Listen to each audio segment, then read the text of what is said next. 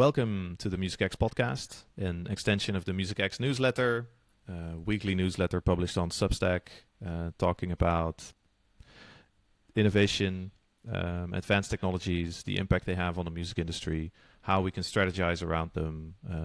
It tries to be thought-provoking and does so through the written word. And I always talk to Gareth Deacon. I'm Maarten Wolraven. So Gareth and I thought, let's talk to more people and make that into a podcast that will help extend the discourse that already exists through the newsletter.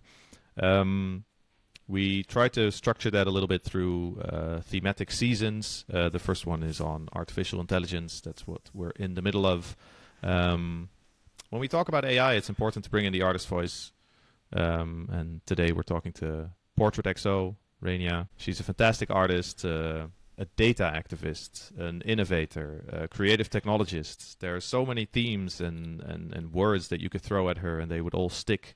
And she does it all, and she has been doing it for a very long time now. She was innovating with AI back when most people didn't know it existed yet. Such a deep perspective and curiosity about what these technologies, even like the very emergent forms of these technologies mean. Yeah, the curiosity is a big thing, right? It's especially in terms of what it means to be an artist, like in a world with all this technology actually making things. So less about like just the business of things, but what does it materially mean to create stuff? I mean, and the first projects when I first met Rainier is what 6-7 years ago maybe, or first came across the work she was doing. So yeah, I mean it's fascinating, and a big part of the conversation that's around AI and authenticity and what it means. Yeah, to create things with this technology. And an artistic identity. Yeah. And how that kind of evolves through engaging with those tools and the technologies. Yeah, 100%. I reckon we should stop chit-chatting between us and get stuck into the conversation. Here we go.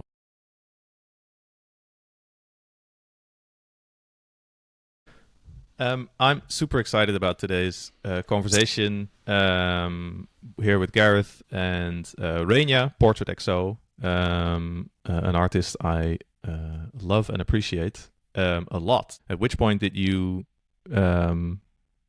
change your, I guess, artist persona into this person who does installations, who works with technology, who's at the forefront of these things, is eloquent enough to talk about it, and smart enough to converse with the developers as well?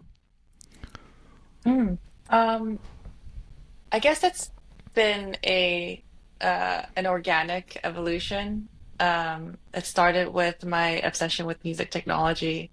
I was always fascinated by how different interfaces and instruments make me create differently. And so AI is just an extension of my obsession with, I wouldn't say just technology necessarily, but just the way technology impacts me. And that could also be social media, everything from our smartphones to like whatever piece of technology I'm using, even down to software on my laptop and hardware. So my biggest fear has always been to get stuck in a rut, and I've been there many times.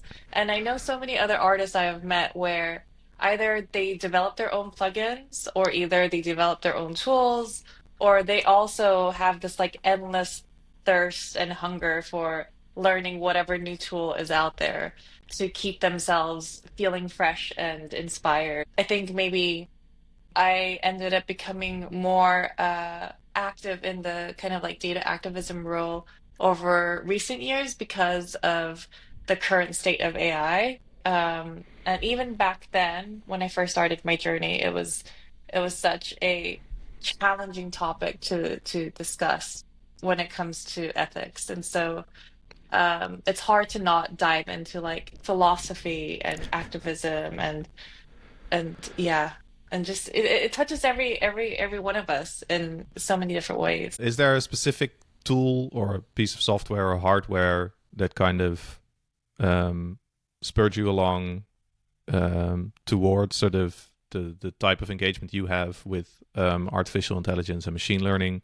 And what was the role of you developing your own model in this process? First step for me was working with CJ and Zach from DataBots, and I met CJ through Music Tech Fest, which was a festival that used to travel around Europe. And it was really amazing because it brought together musicians, technologists, scientists, and we got to have these like very short, intense periods of time where we would do these music hackathons, which was very new concept for me at the time. And that really opened me up to understanding, wow, you can approach sound very differently. And so maybe that was my first real journey of starting to think about sound beyond my traditional realm of like classical pop or, doing singer-songwriter stuff and production. And so when I met CJ back in 2015, he started speaking to me then about some of the research he was working on, and it was even more abstract then than it is now. So it took us a few years actually before we collaborated, and I just remember we had so many countless conversations of me asking him to help me understand what does it mean to, train an AI model? What does it look like? Can you show me? And so we got to do an artist residency together here in Berlin in 2019. And we used that opportunity to train an AI model based on my vocals. The point, like you made that point about data activism.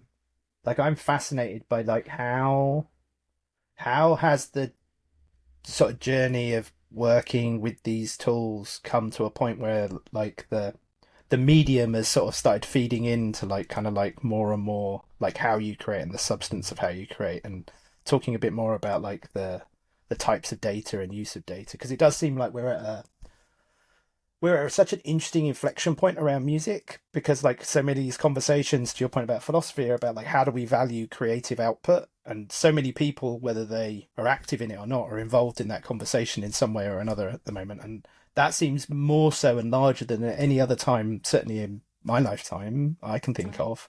So it feels like that's some really important stuff. But like yeah, I mean, talk a little bit if you can about like that process. Like fascinated by how you think about that and where you think that's sort of going, looking back and kind of looking forwards. Yeah, I think when I first started thinking about what data I want to use for training as a starting point, we had some conversations then about what are other researchers doing? What's going to be the impact of AI in not just myself as an artist, but in the entire music industry? And so we already kind of had a good hunch that this was going to touch, major labels, and it was going to go towards like what Suno and Udio are doing.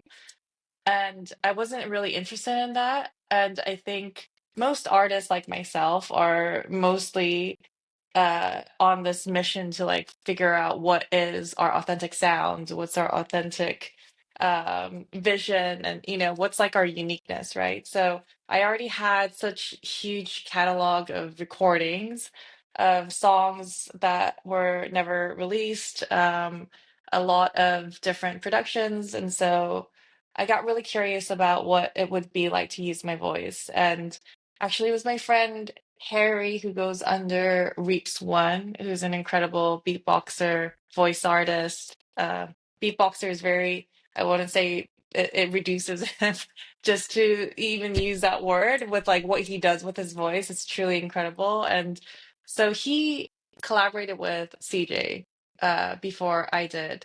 And just seeing this video that was online I think it's like 6 years old now. It's called Second Self. It was just so incredible because I got my first impression of what AI generated audio sounds like. And that helped me decide on choosing my voice because it suddenly made me curious, could AI that doesn't understand music theory and is just doing neural synthesis based on raw audio information, could it generate interesting melodies and lyrics? Like, what did you think of the result at the time? Well, I got 10 hours of a ton of short 60-second audio clips, and I haven't listened to all of it even still now. And there were these little bites of really interesting bits that I cut up, and then that became part of this co-creative album that I released called Wire. And that allowed me to create a very, or gain a much more intimate understanding of how AI algorithm sounds like, because it wasn't tainted by any other data set. It was just my voice. It's no pre-trained data. And so that was really fascinating. And then to hear other musicians who went on a similar journey, we were sharing a lot of similar inspirations from all of it. Like, what is the incentive of it all? And a lot of the time, it helped us to think or perceive ourselves differently, and maybe approach our own practice very differently. And that was amazing. I don't know anyone who's tried the same method and approach that came out with um different results, in the sense that there was this common ground of, oh, we're inspired for the same reasons. Like, we're listening to ourselves back through our own craft, and we know ourselves well enough, and we're hearing ourselves back in these really interesting ways we've never heard before. And so you don't need large data to create really interesting, inspiring things with AI. And if you listen to like Suno and Udio, I mean, it's like it's a mediocre machine, mediocrity making machine. Yeah, If you but know and what I mean. it's interesting because the thing that these models tend to do is to revert to the mean. So they Yeah, take all that data and then they say this is the mean, the average, the thing that we think is what the is what everybody's looking for, right? right, And that means that even if you play around with it and you use like, I don't know, obscure genres, I don't know, electro jazz or something, then it will come out sounding like the most average electro jazz that you could right, probably perceive, unless you start doing other things with it, right? And I guess one of the things that you tend to do is also you don't take the output just straight as output, but you start to work with that. right. Yeah. And I love sound design. I like hunting for really interesting sounds, usually sounds I've never heard before. Um, and so yeah, that's kind of my, I guess, preferred method of using AI. And it helps me to become a lot more aware of and mindful as well of, everything from computation in the realm of AI. There's a lot of conversation around sustainability. So that was also what I wanted to understand, like everything from how big of a data set I use. I used only like an hour worth of vocal recordings, to how many days it takes. It took 2.5 days. How much computation does it take? And so, now we have much faster ways of doing all of this. You can do things locally. When I trained my model with Newton AI, they took also roughly around the same amount of time. I think I gave them a bit more, a couple hours worth of audio, and then they created an AI model that I can use as a plugin. So these are all really exciting progressions, especially because I get to have control over my data, and I have agency over my data. And that's become like the core of the way I work. And I wanted to continue to pull on that thread, like how far can we go by making these very intentional decisions, and show that there are other and alternative ways that we can use data and AI. And I think I think even still, with like ethical ways of using AI, there's still very, very polarizing opinions out there. There's still people who really, really hate, even just the idea of using AI.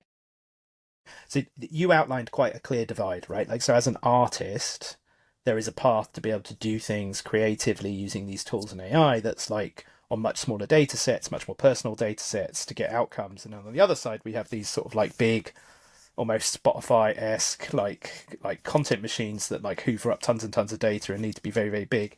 I guess speculating between us as to like, well, what, like, if you can do the small thing and to hit create, it's like, why do we need the big thing? Like, why is there this obsession with creating these like massive like content machines that, as we said, like often trend to the middle. Or in my experience, when you give it something it doesn't know, it just opts for anything. Like you tell it you want an aim and break, and it just basically goes, "I'm not going to do that. I'm just going to stick a synth in because I know what that is," which is just kind of wild and weird. But Yeah. why do we think there is this like such a big divide between these two kind of like mindsets about how this stuff gets done? Yeah, it's interesting. I think as humans we've always been really greedy with what we demand technology to do for us. And we constantly want more. Like we are, and that's why we are in this era of accelerationism.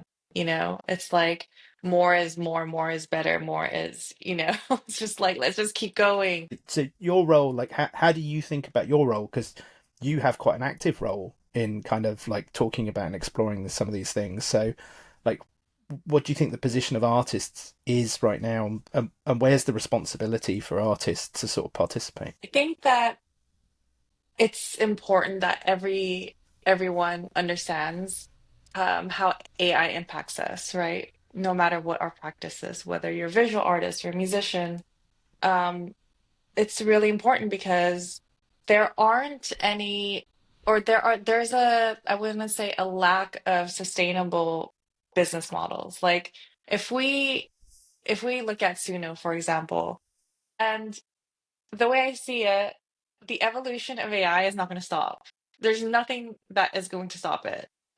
So, first of all, I think it's not useful or helpful to think that there is a chance that we can stop this like growth machine, unless the entire planet decides as an entire humanity that we are not going to use AI anymore, which I don't think is That's going to not going to happen, happen. right? No. It's not going to happen. And so when Suno was released, there were other scientists and other machine learning experts in that specific area of AI and audio that have been working on these this way of training large amounts of data sets, and they didn't involve themselves in businesses or launch a business model around it. My biggest fear was that we're going to have a more Spotify moments where you have people who create business models that don't have any understanding of the industry they're impacting, and the people they are impacting are not part of the building of these businesses. I think what makes sense is there are more interdisciplinary teams that come together when there's new businesses that are created, I know that as an independent creator, artist, and doing things all independently, like I need to think about things, right? Of like the sustainability side that touches on money, economy of all, economy and ecology. And I think we need more we just need more examples like Newtone, data mined audio, and more processes and methods and approaches, more infrastructure building. That's something I'm really interested in. I think that we can actually create these sustainable infrastructures. There just needs to be enough people that come together and financial support. And there are so many incredible developers and scientists. Um, and science is like it's a weird one, right? Because ethics are not always part of scientific research. Well, they But should be, but not always. No. Yeah. right. And so everyone's gonna have, again, even like when we talk about ethics, it's a spectrum, right? It's gonna be like some are gonna think certain things are very ethical, and even in that side, let's say this is like, I don't know what's even 100% pure ethical, and Yeah, this is like say Suno, and this is Newtone. Even between these two, you're gonna get like a wide array of different opinions. Some people are gonna be could be really, really purist and be like, no, even Newtone is like, no, just using AI is no. you know? Um, but we need more nuanced dialogue. Uh, Otherwise, then we just keep ending up in these similar cycles of like just complaining about things going the way Yeah. they are. as like out of our control. Um, but it doesn't have to be this way. No, so the I want to pick up on a point you made earlier, because in your early sort of engagement and experiments with AI and creating models and understanding how that works, and understanding the data behind it, you said, I wanted to see how I could change the way I understand sound and how sound works and what it means and what I can do with it. So how does something like artificial intelligence helps you do that, right? So how does AI give us the opportunity to rethink and reimagine how we engage with sound? Yeah, I think first, I think one of the biggest myths about AI for musicians is that uh, it's going to replace creativity and it's gonna, replace musicianship. And I think that first people need to like remove that idea. In terms of like musicality and craft, if people were to dive into creating like these small data set AI models based on original works, the better you are at your craft and the more interesting you are and just like your authenticity of how you engage with your instrument or sound creation or whatever, the more interesting you're going to make your AI model sound. So I think that is like a healthy balance of human creativity and technology, like how do we engage with technology in a meaningful way that keeps the role of the artist, like holds the integrity of the role of the artist. Um, and that's what I've always been interested in new technologies that's about that. And what's really, I think, what gets lost in conversation a lot as well is AI has been around for so long, but it's only recent years that it landed in the hands of creatives.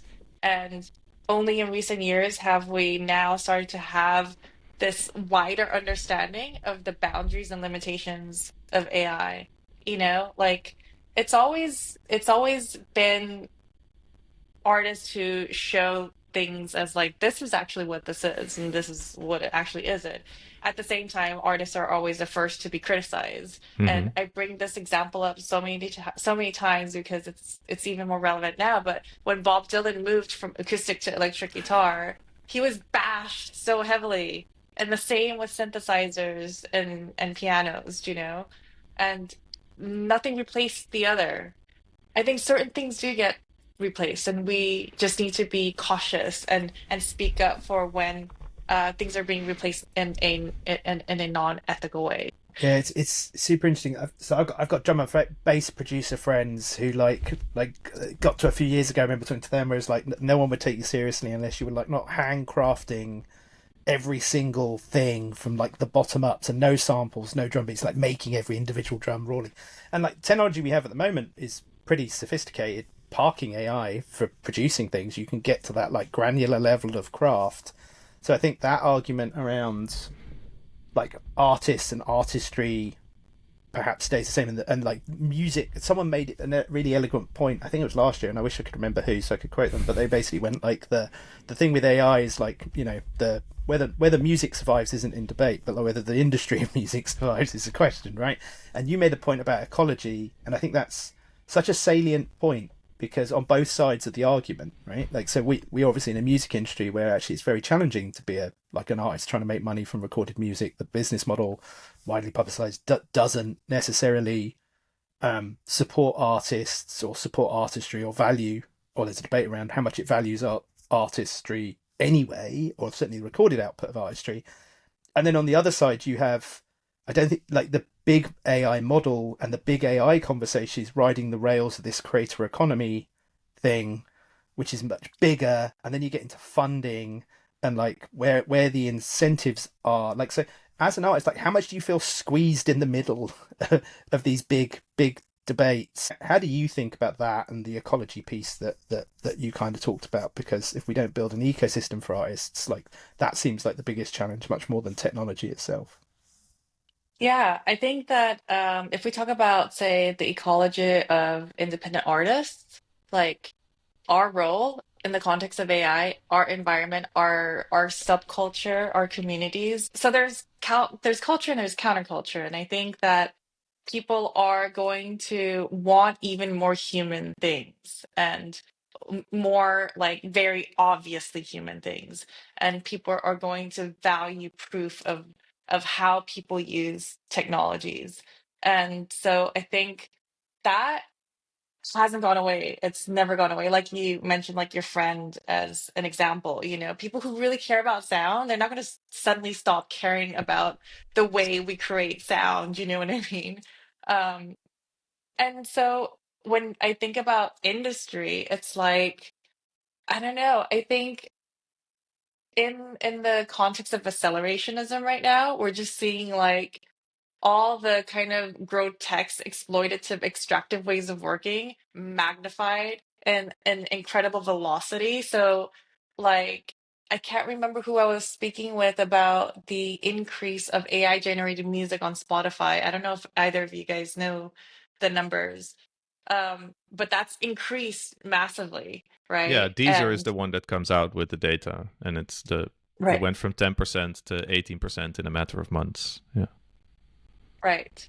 And so who are the people who are creating these? Are they actually artists? Are they bedroom producers? Are they musicians? Are they the mafia?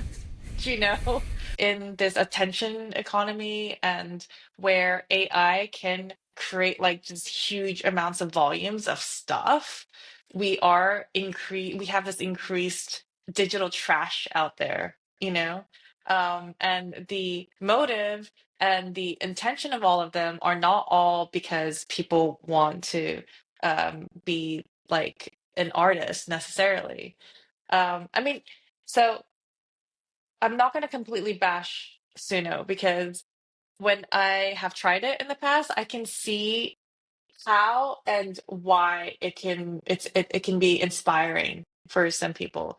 I have tested it to create lyrics about topics that are censored, for example, things that I can't speak about.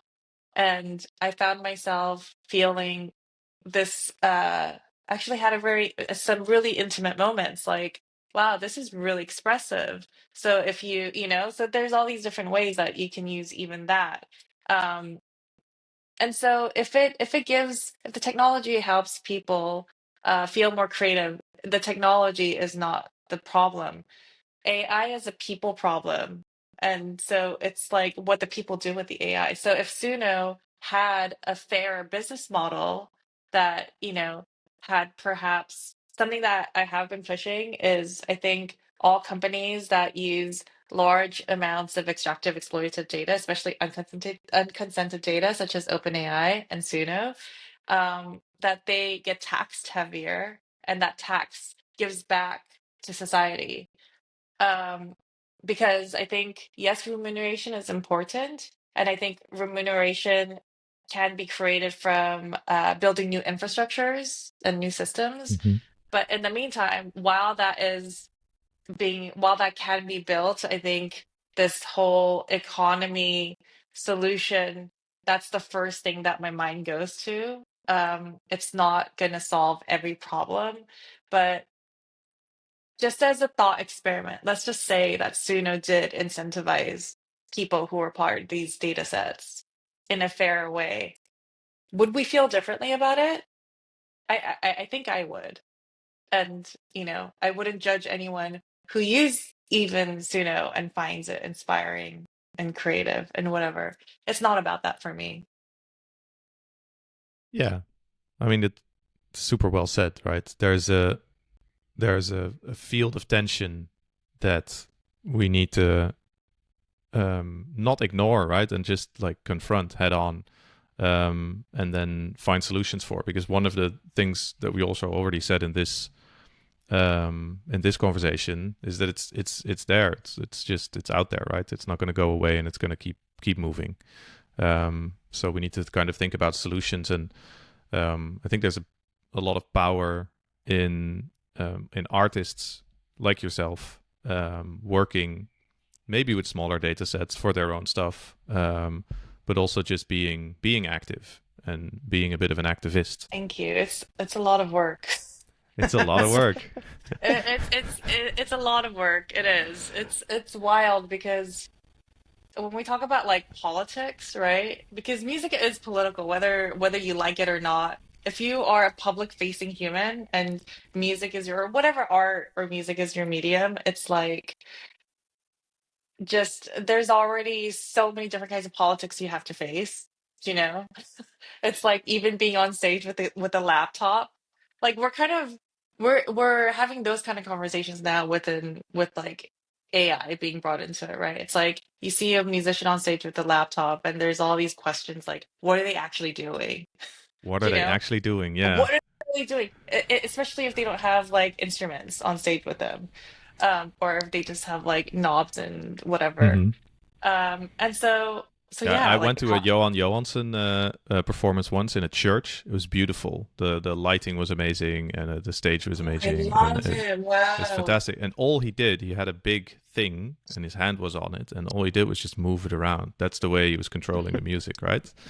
And Oh, wow. everybody, but he also had a big thing, like lots of electronics that were standing there, but that he wasn't touching. He was just that one little ball that he was just doing this with. And everybody was like, he's not doing anything. He's not doing anything. And I was like, well, quite a lot of work went into this to get to this point. That goes back to the point you made about authenticity. I mean, I had like an argument where I was trying to understand someone else's point of view. They were incensed in a round table, were incensed about AI and music, and then when I started talking about producers that I knew that were using it and stuff, he wanted to learn more, and then he was like, "Oh right, electronic music, well that doesn't count," and I was like, I literally lost my mind. But like, there is this tension about like people's bias around authenticity is another problem I find that I think we have, like as people like close to music and that love music and are passionate about music. Like we all have this like intention, we all have these biases. This is part of what makes loving the types of music you do a thing, right? And in fact, like how do you think about that authenticity piece? But then actually that leads me to a different point, which is what are your platform for getting any of these sorts of opinions and messages out into the world, and how much of those platforms are basically gatekept by people that potentially are much more on, to your point, the sort of go faster, go bigger, more mentality, and like how do you, like, where's that tension sit for you? Oh, I mean, the tension is always there no matter where I am speaking, you know? Yeah. And I try my best to hold as many critical dialogue about all of this, whether it's a panel or a presentation. Those are the main moments when I get to actually engage in meaningful conversation about all of this. And so I am constantly trying to look for other people who are active and have conversations with lawyers. I've had a few conversations with different lawyers, and I'm just curious, like, how can we create maybe cooperatives and uh, just maybe organized bodies of people, Hmm. is what we need, where we can share and document maybe some of the like urgent matters. I started this with my community Sound Obsessed, and we have actually this insanely large document.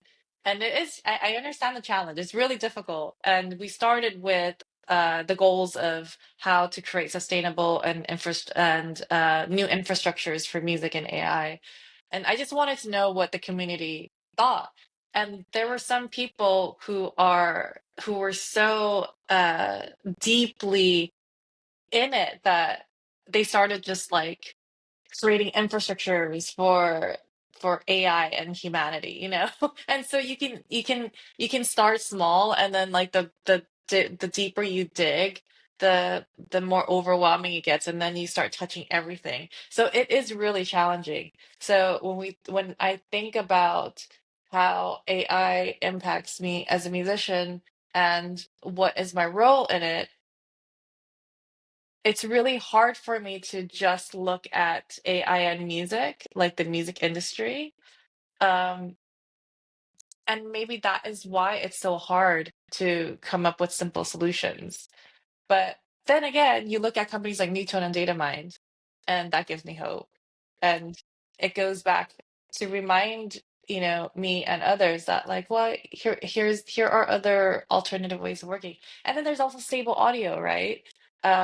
Stability AI, I think, learned from the lawsuits that they had to go through. And before they launched stable audio, also having CJ on the team, and I believe Ed Newton Rex was part of Yeah, he was there Harmony at the AI. beginning of them launching that, I believe, and then left. Yeah. Yeah. And so there again, there's another example of like the spectrum of ethics, right? Because they actually got like a publishing company to create this AI model. So there was this whole like legal process that they went through. So that is an example of something that is ethical, but Ed also had certain concerns. And he had his very specific concerns that, like, some agree and some don't. And so I think when I have had conversations about ethics and sustainability with people, when we approach that part of conversation where it like people feel the stickiness, that's usually when I've noticed people shut down. Mhm. And so what I'm interested in terms of infrastructure building is inspired by, say, business models like Newton and DataMine. How can we create infrastructures that help people be part of healthier incentivized models? So what if AI models can be vetted by creatives, right? So similar to like stable audio approach. What if there's like we can have large AI models, but they are all vetted, and then those vetted models are accepted for copyright protection as well, and perhaps businesses that are created on top of those AI models, everyone who's part of the AI models are incentivized. Maybe there's a percentage that goes to all of them. I think the really interesting tension and something that should probably be explored beyond this conversation, of course, is that idea of like this is a major, major thing, and like what is one person? How can you influence this, right? And then do that in your artistic practice. Even Yeah, that's 100%. the very, Well, very interesting part. economy, ecology, the idea of like consortiums and bringing people together to like kind of like Yeah, be data able to get these cooperativism. messages out. Like, yeah, loads of ideas. Like fascinating. Yeah, As yeah. always, it's always super fun talking about this stuff with you. So Yes, thank you. thank you very much, Rania. Well, thank you. I hope we can figure out ways to use AI with care. I think that's what we need more of. We Good. need Agreed. more care involved. So thanks for Yes, having me. thanks. Thanks for being with us.